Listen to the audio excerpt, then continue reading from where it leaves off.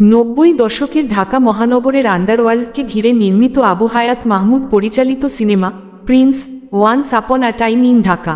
Dhallywood megastar Shakib Khan অভিনীত সিনেমাটিতে থাকছে রোম্যান্স, ক্রাইম আর অ্যাকশনের সংমিশ্রণ। এর মধ্যেই জানা গেল এক সুসংবাদ, সিনেমায় যুক্ত হলেন বলিউডের director of photography DOP Amit Roy. শনিবার 6 সেপ্টেম্বর সন্ধ্যায় সোশ্যাল মিডিয়ায় বিষয়টি নিশ্চিত করেছে প্রযোজনা প্রতিষ্ঠান ক্রিয়েটিভ ল্যান্ড ফিল্মস। প্রতিষ্ঠানটির ফেসবুক পেজে লেখা হয়েছে, প্রিন্স এখন কিংবদন্তির লেন্সে। বাংলাদেশি সিনেমা এবার দেখতে যাচ্ছে এমন ভিজুয়াল যা আগে কখনো দেখা যায়নি।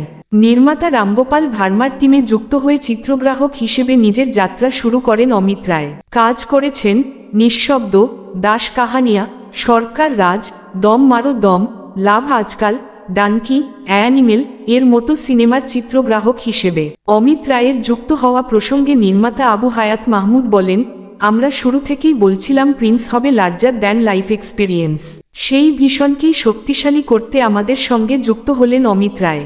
আমি নিশ্চিত তিনি বাংলাদেশের দর্শকদের জন্য এমন ভিজুয়াল নিয়ে আসবেন যা আগে কেউ দেখেনি। প্রিন্স সিনেমায় শাকিব খানের সঙ্গে দেখা যাবে 3 নায়িকাকে। এর মধ্যে 2টি পরিচিত মুখ আর একটি চরিত্রে লঞ্চ করা হবে নতুন মুখ। তবে এখনও ঘোষণা করা হয়নি নায়িকাদের নাম। আগামী বছর রোজার ঈদে মুক্তি পাবে প্রিন্স।